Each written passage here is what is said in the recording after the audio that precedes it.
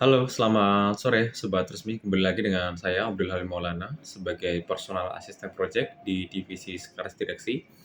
Dan pada minggu ini saya ingin membahas untuk di part 2 terkait manajemen pembelian dalam distribusi.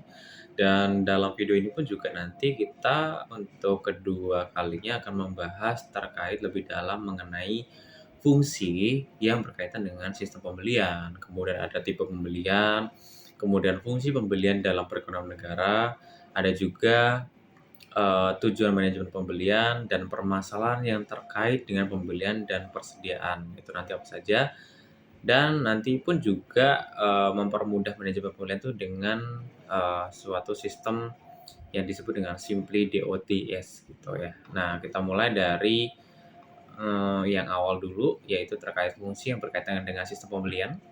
Jadi lantas fungsi itu apa saja sih yang berkaitan dengan sistem pembelian? Jadi untuk mengetahui pun juga fungsi-fungsinya itu terkaitan dengan fungsi gudang, yang kedua itu fungsi pembelian, kemudian ada fungsi penerimaan, dan yang terakhir adalah fungsi keuangan dan akuntansi. Kemudian ada tipe pembelian, itu ada 3 tipe pembelian, yaitu bahan mentah atau RM, kemudian bahan dalam proses atau bahan setengah jadi, kemudian barang jadi, itu namanya atau FG ya gitu. Nah, fungsi pembelian dalam perekonomian negara itu dibagi menjadi ada 7 segmen. Jadi, untuk di berbagai negara pun, negara maju ataupun negara berkembang, pembelian barang baku atau jasa itu pada perusahaan memang lebih sering diatur oleh negara. Jadi, hal ini pun dilakukan agar terciptanya suatu kebijakan ekonomi dan atau keamanan di negara tersebut. Jadi, ada beberapa hal yang tadi dijelaskan. Yang pertama, misalkan contoh pembelian pada golongan yang lemah. Jadi adanya peraturan ini pun dimaksudkan untuk bisa membantu dan tentunya memberikan kesempatan kepada golongan ekonomi yang lebih lemah atau ekonomi bawah, sehingga mereka tuh memiliki kesempatan yang sama untuk memperoleh penghasilan. Kemudian yang kedua yaitu terkait dengan pembelian setempat.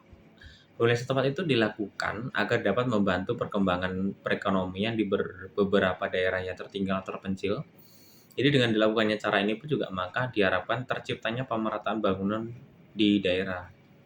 Yang ketiga yaitu pembelian pada golongan minoritas, yaitu golongan minoritas yang terlihat dengan jelas adalah kaum Negro ya. Dengan adanya peraturan mengenai pembelian ini pun, maka orang-orang Negro pun di suatu negara memiliki kesempatan untuk meningkatkan pendapatan mereka. Yang keempat yaitu pembelian berbagai barang daur ulang. Jadi beberapa negara pun juga ada yang membuat peraturan untuk membeli barang-barang yang melalui proses daur ulang.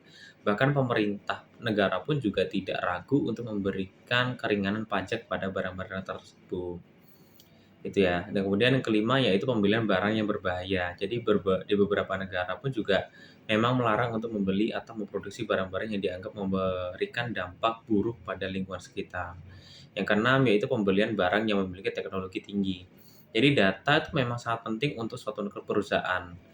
Nah, untuk mengantisipasinya terjadinya kebocoran data ini, maka ada beberapa negara maju yang sengaja mengendalikan pembelian barang berteknologi.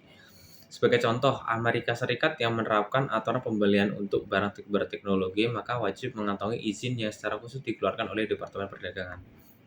Yang ketujuh, yaitu pembelian pada golongan perempuan. Itu dalam peraturan yang terakhir ini diterapkan seperti di negara United States of America sebagai bentuk gerakan dalam membantu kaum perempuan. Kemudian tujuan manajemen pembelian itu ada 5, yaitu tepat kualitas, tepat waktu, tepat pemasok, tepat jumlah, dan tepat harga juga gitu. Kemudian apa sih permasalahan yang terkait dengan pembelian dan persediaan? Jadi tentunya ada saja permasalahan yang berkaitan dengan pembelian dan juga persediaan, seperti pertama, barang yang dipesan tidak sesuai dengan kebutuhan atau ketentuan perusahaan. Yang kedua yaitu barang sudah usang atau tidak layak. Yang ketiga yaitu barang sudah kadaluarsa.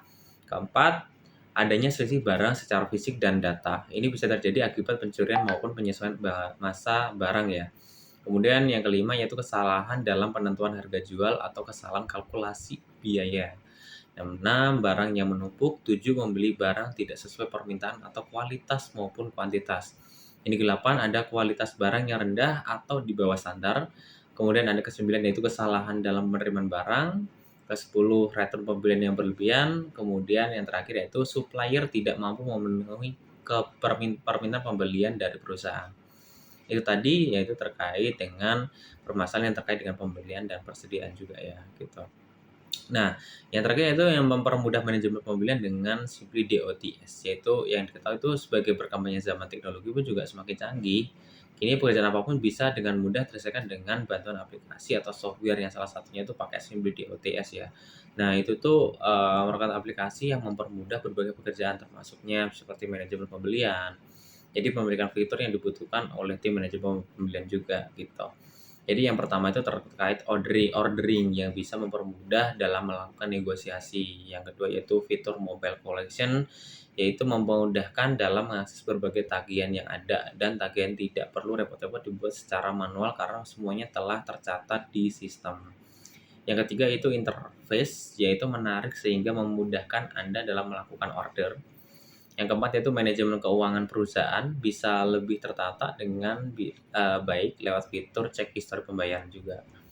Nah, itu tadi yaitu berbagai fitur yang mungkin dari satu aplikasi sebenarnya yang cocok ya untuk yang mungkin bisa digunakan di suatu perusahaan yang besar, menengah maupun mikro sekalipun gitu. Nah, tadi terkait materi pembelajar pada minggu ini yang terkait untuk materi eh, pembelajar dengan manajemen pembelian atau purchasing management dalam distribusi. Terima kasih, thanks for watching, bye bye.